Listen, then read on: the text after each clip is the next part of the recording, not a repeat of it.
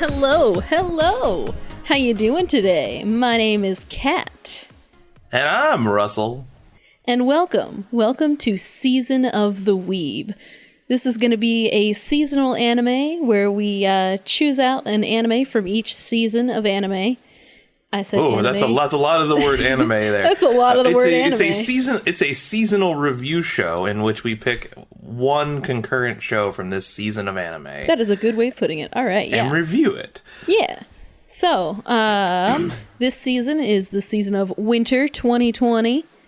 And, 2020. Happy 2020, everyone. Happy 2020. We've got 2020 vision. Our first pun. Great. Aw, yeah. Okay, so this season we've chosen an anime called Somali and the Forest Spirit. Yeah. And it is very cute. Very cute. It's so cute. Yeah. Half of my notes on the show are just, this is so cute. Yeah, it's painfully cute. Yeah, but before we start, as I said before, I am Kat, and my friend here, that's Russell. We're going to be talking a little bit about our previous experience in anime. Russell, do you want to start us off? Yeah, sure. So as far as getting into like where we started with anime, I would say that for me it was an accidental love. I fell in love with Japanese cartoons before knowing they were Japanese cartoons, as I feel like I think most people probably actually. Yeah, I did. I definitely did. And like, it's because I think it's easy to do, especially when you are our age. I mean, I know you and I have like a 6-year difference on us, but but we're the same generation, you know? Like, we still like grew up with the same places and the same shows and the same tunes. So I would say that there's so where I started with it was, you know, like any good kid in the 90s, Pokemon. And then it turned into quickly turned into Yu-Gi-Oh? Probably a little bit of Yu-Gi-Oh. For you, I know your childhood was Yu-Gi-Oh. bathed in the blood of Yu-Gi-Moto. Okay, so like when I was younger, I didn't like Yu-Gi-Oh as much, but when I hit high school, man, I dove back into Yu-Gi-Oh. I was like, I was playing the game. I was collecting all the cards. Like, I have 3 different decks. That did it for you? Was it Yami? Was it Yami, the spirit? Was it the pharaoh that did it for you? No, it was Kaiba. Oh, I'm that bitch. Screw your rules. I have money. But yeah, no, I did like the abridged series. It was fun. The bridge series is amazing. It definitely is. I think that slid us right off topic. So trying to like squeeze back onto the tracks slightly here. Back on topic. Yeah, the childhood cartoon animes. We grew up thinking it was cartoons, and whoop, look at that, it's anime. Yeah, I had a very interesting experience with like it was either a daycare lock-in or a church lock-in when I was like 12 or 11 or something. Lock-ins are a dangerous place. Yes, lock-ins are where a lot of things happen. There's a lot of formative, harrowing things occur in lock-ins. Oh, yeah. You just watch the show Big Mouth if you don't know what we're talking about. So I would say the big click for me, the big oh gosh, it's anime, was with the show Gundam Wing. There we go. I had to take a moment to think about it, but it was Gundam Wing, and a friend had snuck it in, even though we weren't supposed to bring basically anything other than, it was this weirdly strict lock-in where you weren't supposed to bring anything but a change of clothes and toiletries and stuff. Jeez, probably because of all the spiritual awakening. Well, I don't know if it was a church one or not. I can't remember. The one that I went to was a church. It's been 2 decades. I am too old for this. So, yeah, there was a lot of things being passed around that should have been passed around, including a fairly mature seinen show called Gundam Wing, which is the best Gundam. I don't care. Fight me. I haven't actually seen Gundam Wing yet. I need to watch it. So good. Oh, Hero Huey. So good. See, it's a mecha anime, right?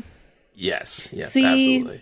Aldnoah Zero is like the only mecha that I've really gotten into. I tried to get into Neon Genesis Evangelion, and it just didn't.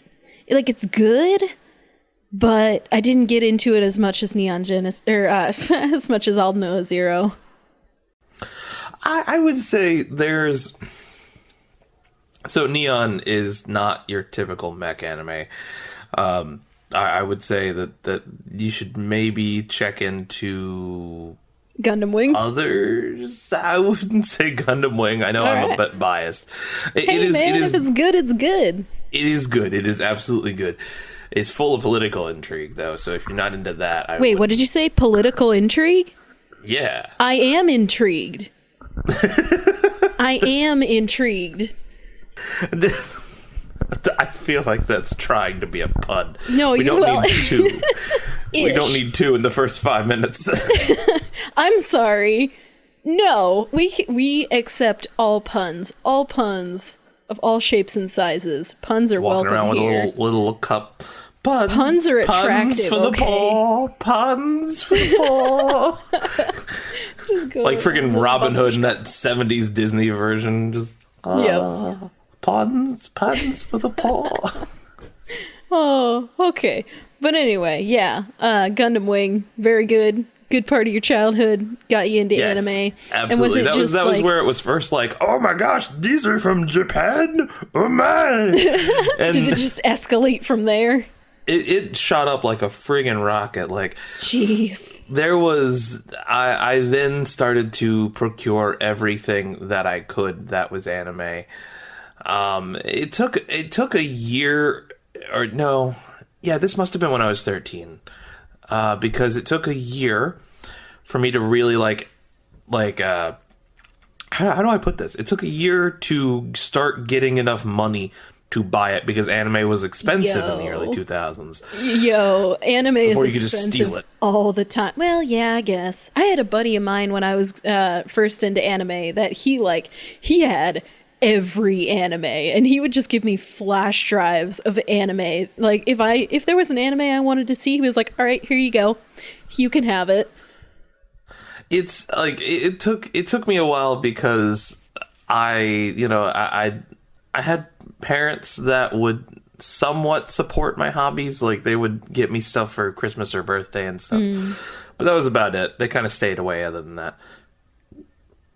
All right. Well, but yeah, no, then like after about a year, I had saved up enough money to start buying anime and manga, and then from about high school onward, it's just been weebs ever since. Yes. Stuck in the weebs, as they say. Stuck in the weebs. Yep. Entangled in the weebs. Yep. Getting lost in the weebs. Oh, well, I was kind of the same way. Like I figured out those cartoons were anime, but like that didn't really like get me into it. I actually, in my third year of high school, I started going to school. In my like third year of high school, I started going to a vocational school for equine science and management, and there were a couple girls there, and they were really cool, and they were really into anime, and I was like, ooh, I must conform and be friends with these people.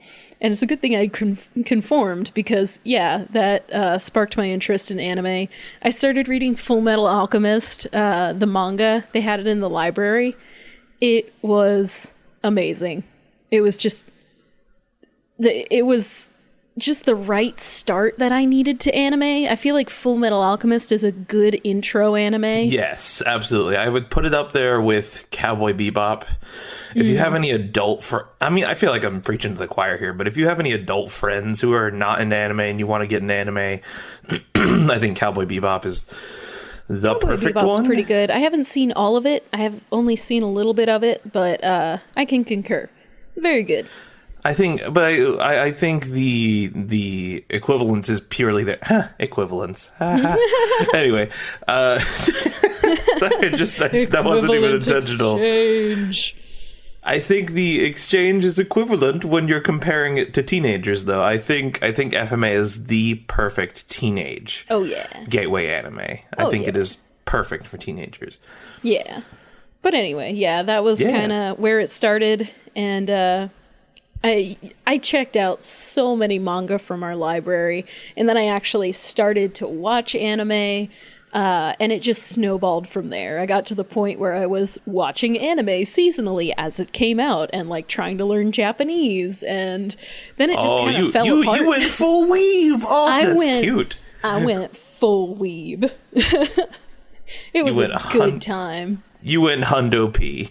I did. You went hundo P. Yeah. That's okay. That's cool. I had a very brief period where I did that, where I was dating my second longest relationship. It was for those who don't know, which would be probably hopefully everybody. I'm married now, but my longest relationship other than that one was in high school with a girl who is pretty much the reason I became like hardcore into anime, and it became like an actual part of my life. Conformity, man. Yeah.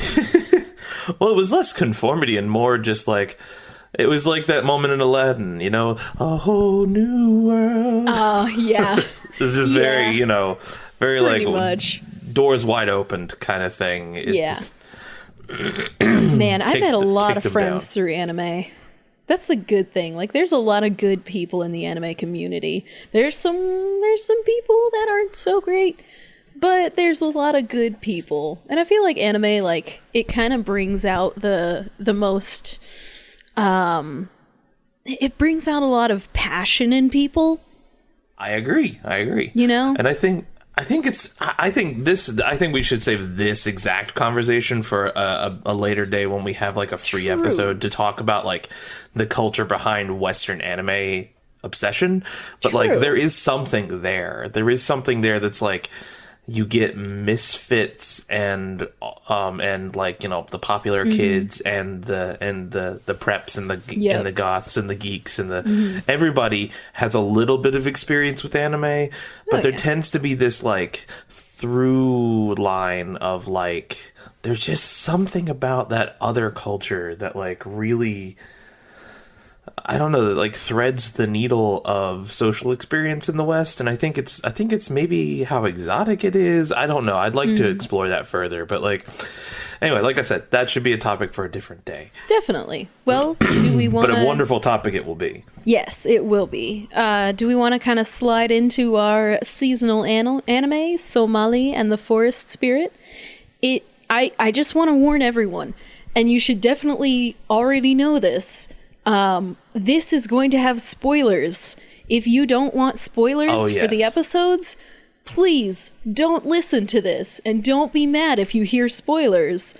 Today we're going to be going over episode 1 and episode 2, because every season it's kind of hard to find the anime that you really want to watch, like one that sticks out. Like, you can look at posters and read synopses, but like, you don't really know what an anime is going to be until it starts coming out. So we're going to give ourselves that little leeway time right when a season starts to pick the anime that's right. Yeah, absolutely. I would actually like to add on to that earlier statement. If you don't want spoilers, there's a reason this came out on Sunday and not Thursday when Somali airs. Go watch it Thursday or Friday or Saturday, or hell, watch it Sunday and then come listen to us, okay? Watch it right before you listen. Yeah, I would actually suggest that. That would be the best experience of this podcast. Watch it, get the hype, because the hype is real. A little bit of spoilers for our own episode there. We like the show. Get it, get into it, then hop into us and, and discuss with us. Listen to us gush about an awesome show, and then, chat in the comments. Yeah. All right. Well, what were your first, initial thoughts about this anime?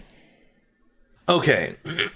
So looking at the poster and everything, I I thought, and the synopsis and everything, I just it screamed, I don't understand quite why, it just screamed Spice and Wolf.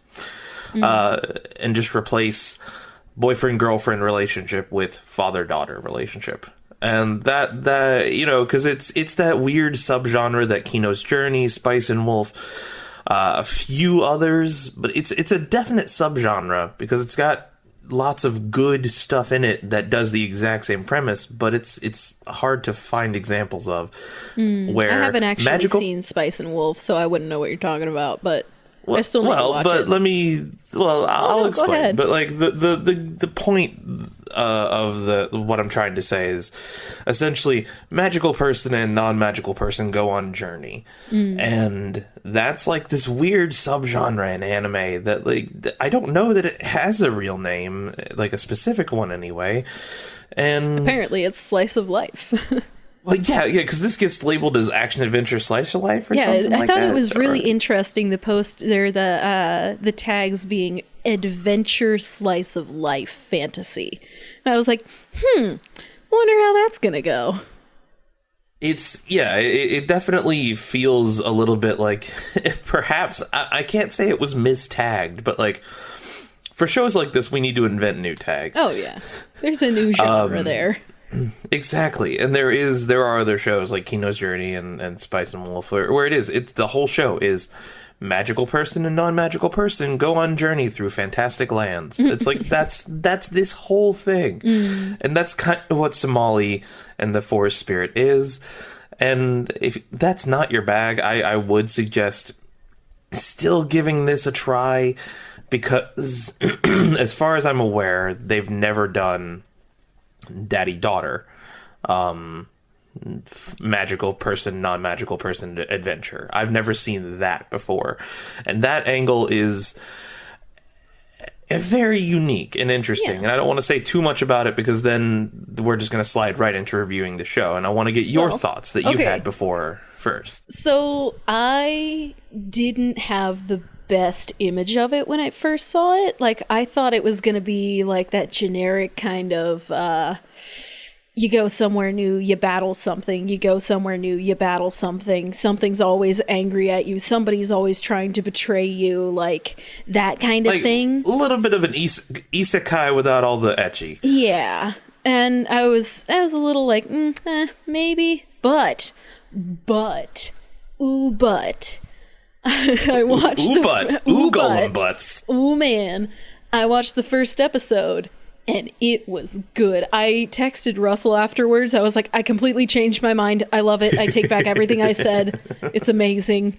So I was so glad. I was so happy to get that text from you. Yeah. I can't remember. I think I woke up to that text and I just rolled over and saw it, and I was just like, Yay! And then rolled over and went back to sleep. Oh, that's funny. So yeah, let's start talking about the first episode.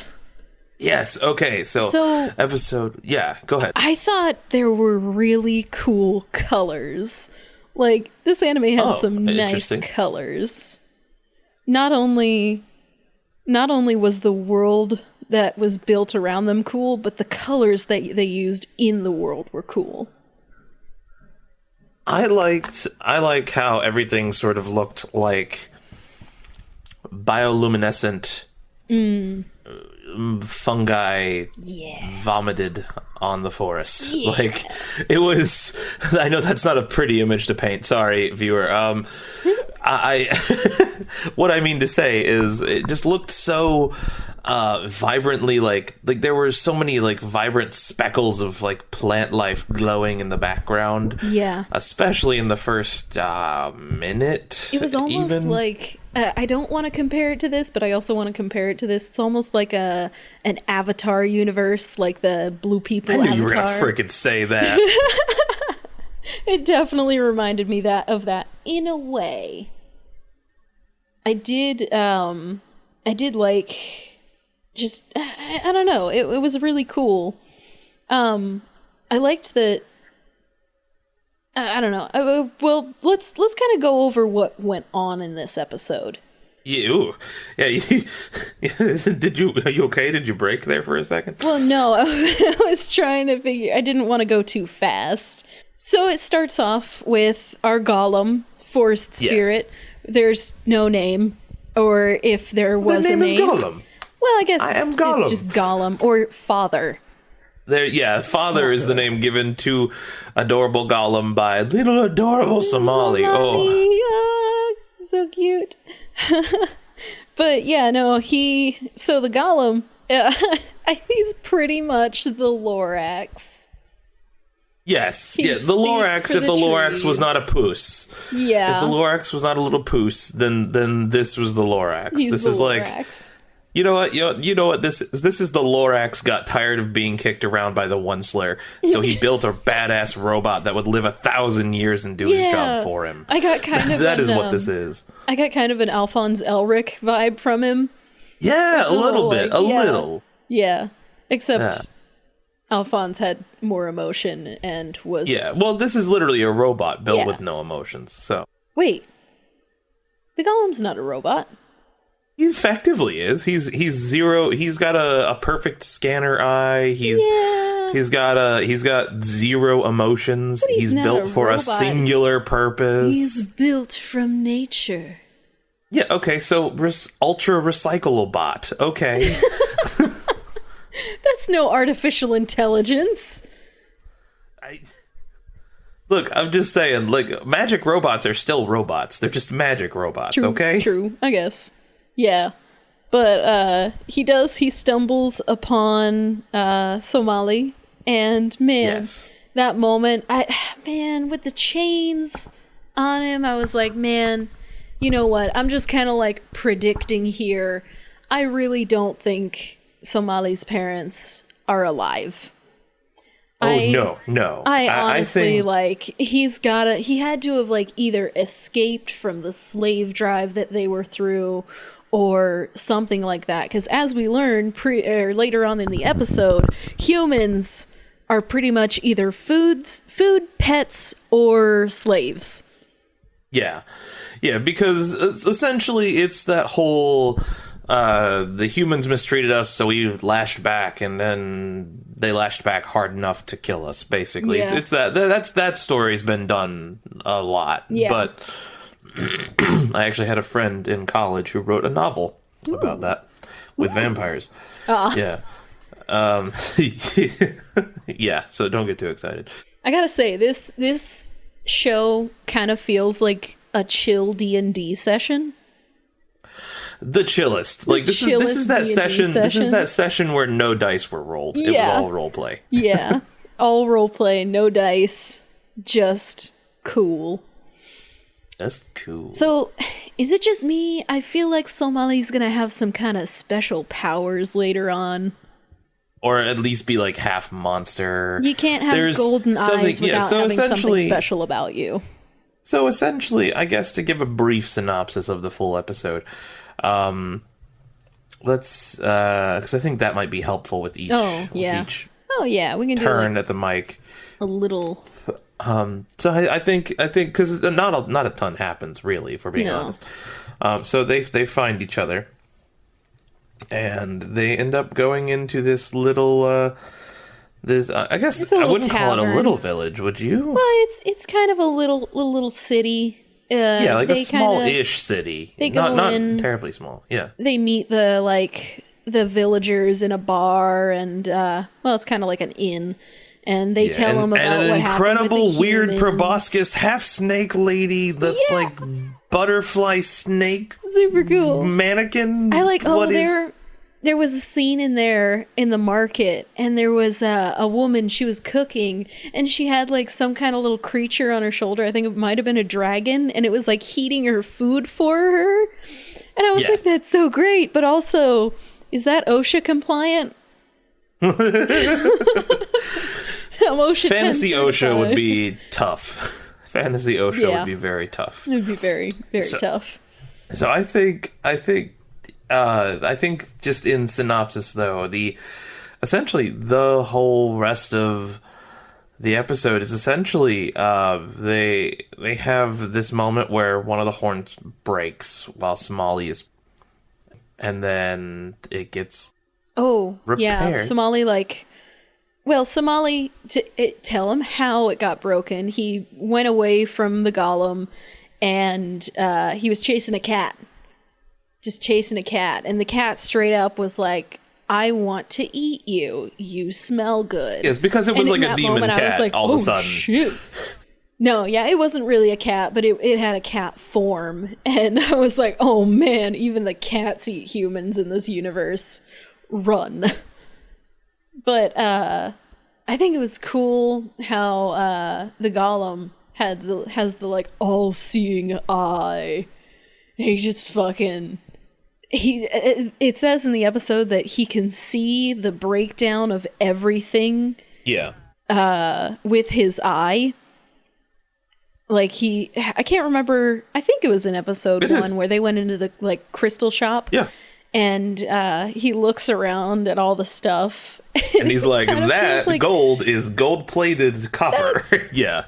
Yeah, I could totally relate to that, because sometimes when I go to like metaphysical shops that have a bunch of stones and stuff in it, I see a few that I'm like, yeah, that's not real, honey. No, I'm not paying that much for that. So I thought that was cool. I related to that. I think it is a fascinating ability, and I think that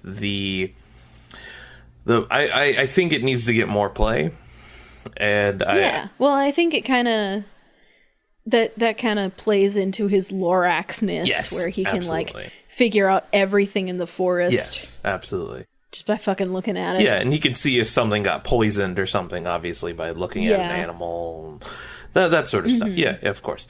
So I just, in synopsis, I guess I want to break this. I think I kind of want to break every episode down into 3 sections of setting, plot, character, and just to kind of keep a concise level of like, what did I actually think of this episode? And first off, characters, bang up introduction. I loved it. Somali is the cutest little button. And the golem Papa is Papa. He's Golem Papa. He's beautiful. He's beautiful Papa. Papa. And I love Golem Papa. And I want more. I want him to do more in future episodes. Setting drew me in like pretty much instantly. I would say though, you got sucked in by the visuals. I got sucked. Well, I guess I got sucked in by the visuals as well. But you were more interested in the background, and I was way more fascinated by the character designs. Like, holy guacamole! Well, I don't know.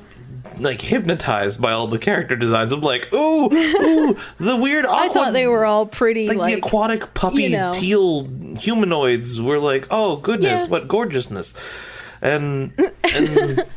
There was just so much. There was a lot to look at here in this episode. Yes, there was. And I think they did a good job. I don't think it was a perfect pilot, but I think it was a damn good one. And I think it shows... It set up what the show was going to be. Yeah, it sets it up, I believe, perfectly, especially if it continues on the trend that the first 2 episodes have continued on, which it seems like it will. It's got a few bases to hit on. Who are these people? Why are they here? What are they doing? And what's the world around them like? What world are they in? Yeah. And it did a good job of that. I think so. And it had a little bit of drama in there with Somali going off and, running away. Yes. And then the golem finding him with his eye. And then the ending. Yes. So fucking cute. Oh my gosh. Yes. I loved it when he was like, you are unpredictable. Hold my hand. It was awkwardly, adorably, it was perfect. It was so perfect. It was so cute. So I would say though, in the 3rd segment, and I think this will always be my I hesitate to call it an Achilles heel because it doesn't kill the show for me, not in the slightest. So I suppose like the Achilles tiny pinprick in the butt is the plot, honestly. The 3rd segment here. I think the plot is the weakest part of this show.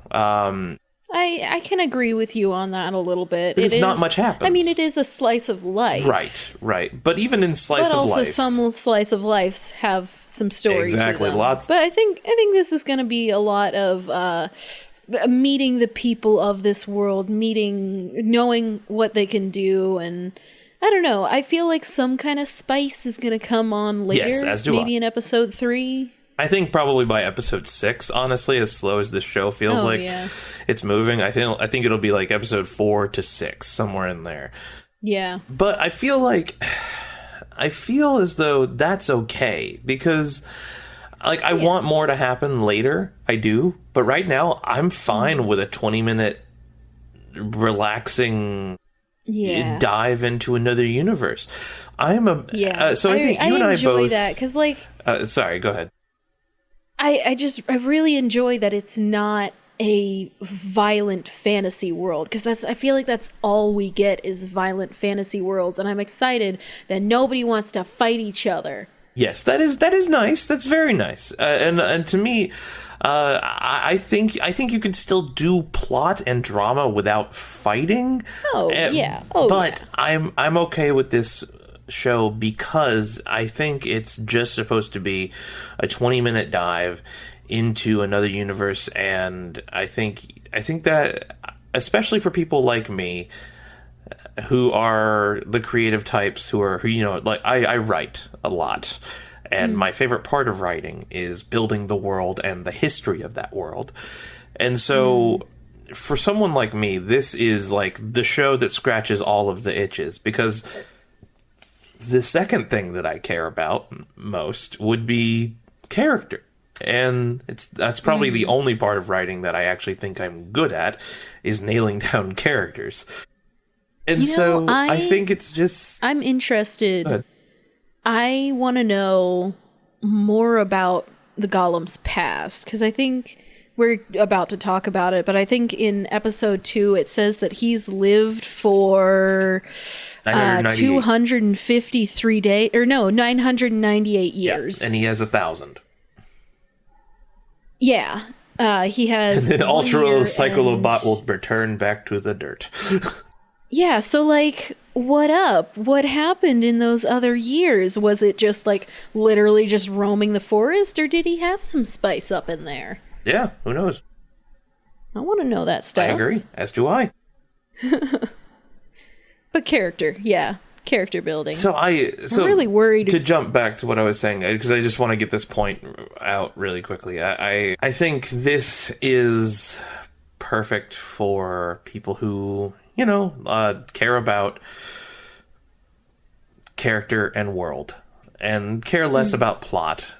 And I think that's a lot of people. I think, if I'm going to be honest, and this may get me some shit in the comments, but I think anybody who likes Miyazaki movies is that way as well. Because if you really examine Miyazaki films, while they do have a plot, and it's not a bad one most of the time, it's far more about the character, and it's far, far more about the world in places like Spirited Away and Totoro, and like a third of Ghibli's entire work is all like, look at this beautiful world, don't you wish you lived here? Like, yeah, I do. Yeah, I want to eat that food. Don't even get me started at the food in Spirited Away. That I defy anyone watch that buffet scene and not get starvingly hungry. Oh, so hungry. Oh man.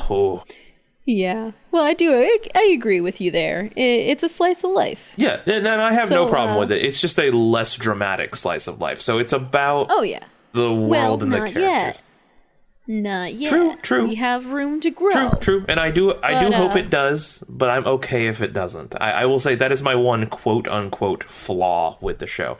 And I emphasize it's quote-unquote a flaw, because it's not like it hurts the show that much. And honestly, this is just my nitpick on personal preferences. But I think that's all we can offer here is our personal preferences. So. Oh, definitely. I mean, like, I don't know. It's a review anime, but we are limited to what we feel. Yeah, it's an anime review show, but we have to go off of, our own judgments, which are definitely full of our biases. Yeah. Yes. All right. So I say episode 2 then. Yeah, slide into episode 2. How about you start off? Okay, so this episode, it's pretty much Somali and the forest spirit are hanging out, and they find a person, a dwarf, and the dwarf takes them back to their house because Somali gets a little I want to throw in here, scritch. it's a dwarf oni, by the way. No, a dwarf oni, sorry, yeah. I don't know what an oni Demon. is. What's an oni? Oh, dwarf demon. Okay, that makes sense now. All right. But yeah, no, they go back to his little hovel and just have a good time.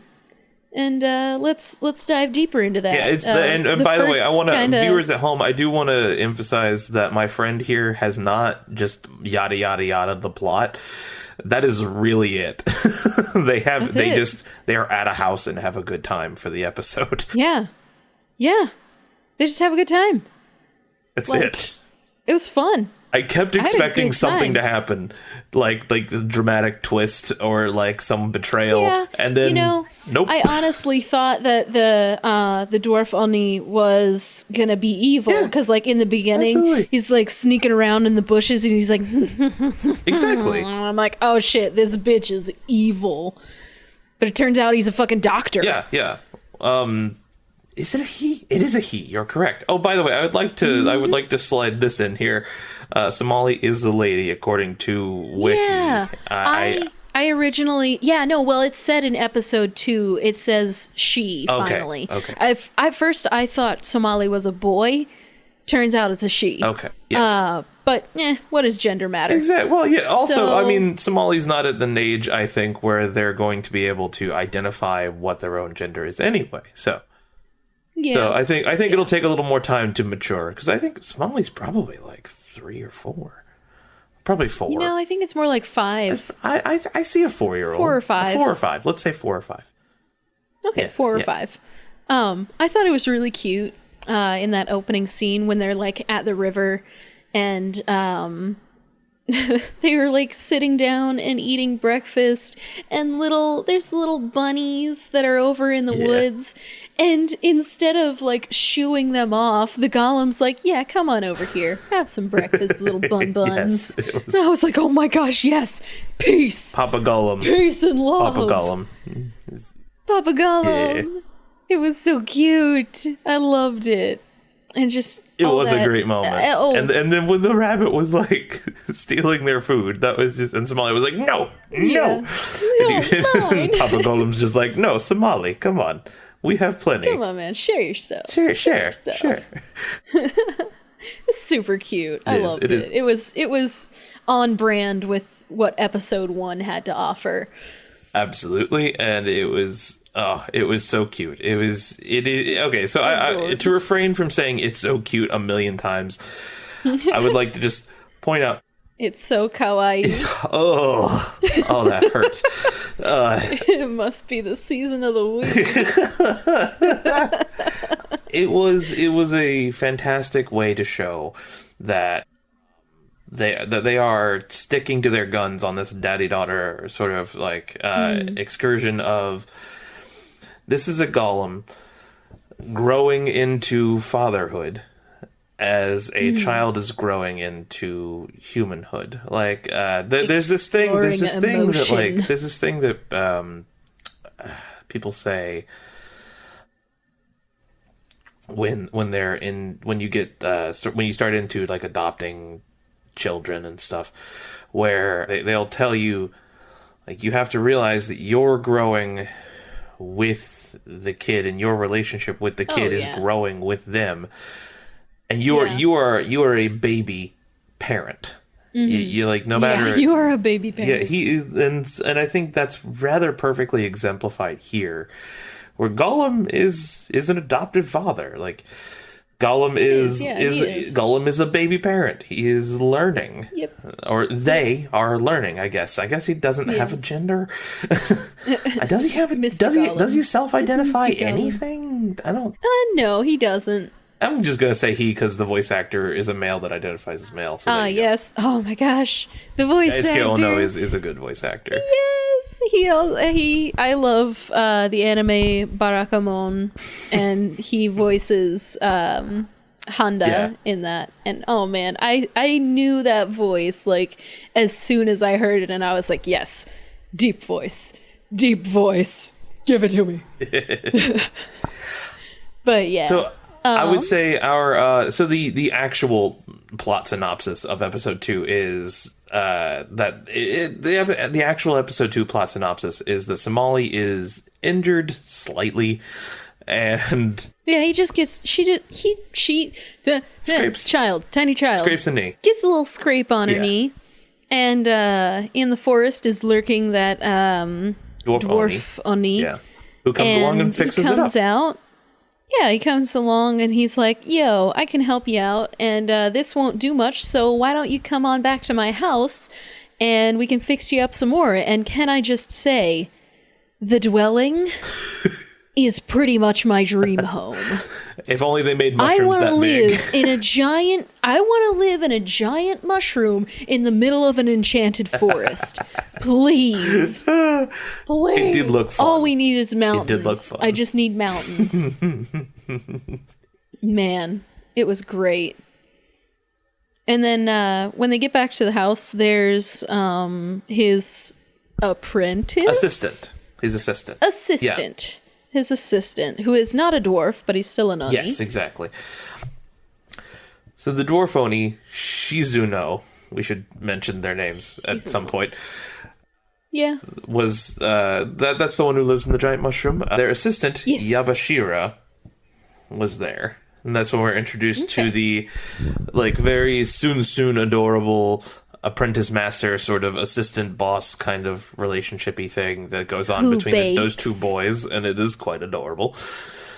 I feel like it's a bit of Shota bait, if I'm being honest, but oh god, because Shizuno is a dwarf Oni, and so but in Japan, in anime, unfortunately, because certain things are kind of just easier to bait with things. I think in anime, dwarf tends to mean Shota bait or lolly bait. Yeah, unfortunately, sadly. But I personally, I did not get that from it. Let me just say, I didn't get that from it. I guess I'm just too innocent for that. But I envy your innocence, dear. I don't know. Pessimistic optimist. There you go. So I would say, though, Yabashira spends the rest of the episode pretty much just with Somali doing housework and baking and doing laundry and all that good stuff, and that's my gosh. So Somali, we see in this episode, doesn't really know how to play. Yeah. He only knows how to do chores and help out. I am so sorry. I am genuinely sorry. But she doesn't know how to play. The assistant keeps saying go out, have some fun, just play. And Somali's like, but can I clean? Can I do the dishes or something? I don't know. I think I help you? I think if I'm not mistaken, I think the show mentions at that point, though, that, but I want to help Papa because Papa ripped off part of his skin to, pay for the medicine that... True. See, I don't know. I feel like it was kind of a big deal that he ripped off some skin, but also, he only gave him a tiny chunk, and as we can see from the rest of his body, it's only a little chunk of what he's missed. Yeah, that's true. So to continue on the plot synopsis, I'm gonna get through this damn synopsis. The only other thing that's really happening is the dwarf Oni. Sorry, I forgot their name. So Shizuno is basically with Papa Gollum for the rest of the episode in what I would call probably the A plot of this episode, and the B plot is Yabashira and Somali just doing housework. So Shizuno just converses and teaches Gollum at his request to, like, teach me how to make medicine, because it'll be super easy to heal up Somali if anything happens. He wants... Okay, so that tender moment of emotion, the Gollum was saying that he didn't want to see Somali with that expression again. Referring to when she got her knee scraped. Yeah. Yeah. And then the dwarf Oni was like, "Oh, you were sad." And I was like, get that emotion, feel those emotions.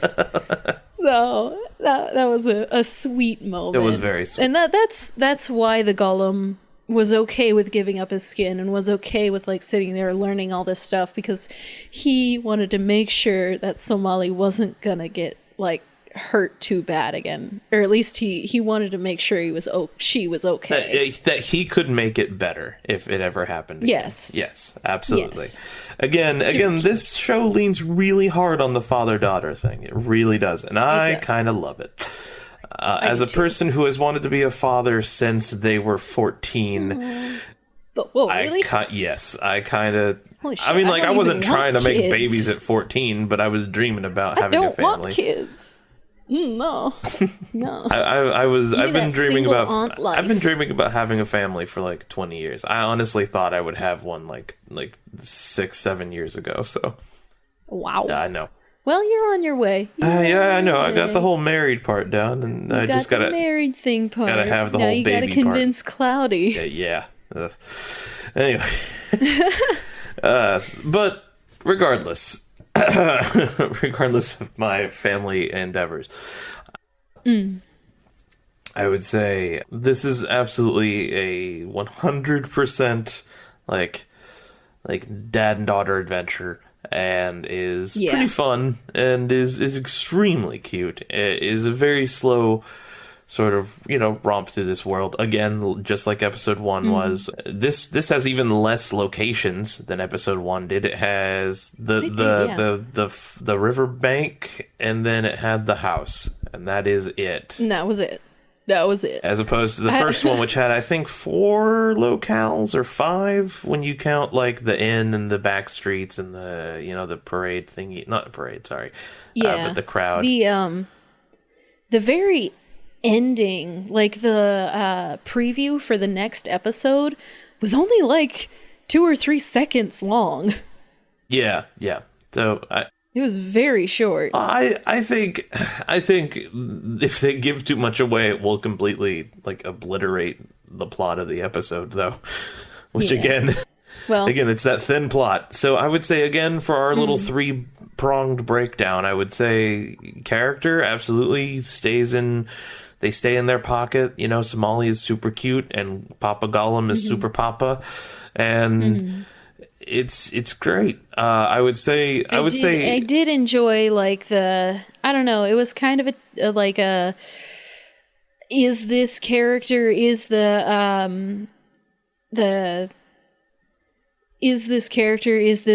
dwarf only gonna be evil, or does he have good intentions? And he does. And I really enjoyed that, which character-wise was great for me. Yes, absolutely. And I would say Shizuno was a definite subversion of expectations, because they totally send out, intentional coded vibes of evil. And then, of course, just the typical baggage of it. It's an anime with an Oni in it. Of course the Oni's evil. But of course not, because this is a situation in which Onis are essentially just like hermits, apparently. So doctors and hermits. So it was just like, okay, so no, of course not. So they subverted expectations quite brilliantly, I think, of the audience to like, be like, no, Shizuno is a solidly good individual, and there's even a hint at the end that Shizuno has figured out that Somali is a human, even. I think he knew by the end of it. I had one thing that I kind of forgot to mention. I liked the herbs used in this anime. I felt they were all very creative, and like they didn't stick to normal foliage and such like that. Yeah, Yeah. It was nice. Yeah, no, I cool. completely agree. I think that kind of puts us pretty nicely in the pocket of the world, the setting. Setting, I'm gonna admit, was a little bit less interesting than episode 1. I'm not gonna lie, but it was still fascinating. I know you found your dream house here, and I thought their dwelling was excellent and kind of fun and very normal for this world. I felt it was very fitting for this world. Yeah, I mean, they still hung their laundry out to dry on a clothesline, but they do also live in a giant fucking mushroom. So it is kind of, it's, come see, come saw, give and take. It's a little bit of a little bit of both. I loved that. I loved that part. I think I would like more locations or more scenery next time. More world building. And I don't even necessarily... I think they did an okay job with world building because Oni exist, clearly. And Oni, not only are they not all bad, they're probably mostly good, which is a fascinating take on something that anime tends to have a real field day with, being like, oh, you can murder them because they're demons, yay! No real exploration needed, so this is fascinating to me, and I am excited to see where it goes next. Absolutely. Me too. I'm excited. I'm excited for the next episode. Yeah, I am as well, and I think... I don't know about you. But that sounds like a solid ending point. Yeah, I think we covered all of our bases. Yeah, absolutely. Well, thank you for joining us. We hope to see you back here next week for episode 3 of Somali and the Forest Spirit. Exactly. And did you guys watch it? Let us know. If not, why on earth are you here getting spoiled from the paper-thin plot of adorableness? Go watch it yourselves and gush with us in the comments about how adorable Papa Gollum is and how sweet, sweet baby Somali is. Let us know if you had any other thoughts that we didn't cover in the episode or add on to what we thought of. Exactly. Or things that you'd like us to touch on next time. We want to hear what you have to say. We're only 2 people. We only have 2 different opinions. And we only have 4 different eyes. Ah, yes. The eyes that do not detect everything in everything. Exactly. All right, well, I'm Kat. And I've been Russell. And it was good talking anime with you, Russell. Yeah, thanks for podding with me, Kat. And I'll see you next week. All right. We'll see you next week, guys. Bye-bye. Bye. I figure about here is where it'll fade out, and then there'll be a theme.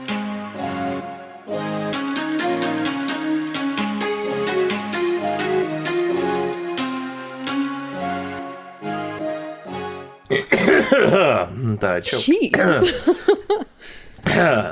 Hold on. You got pizza in your throat? You deep throating some pizza? What is it, sausage? Damn.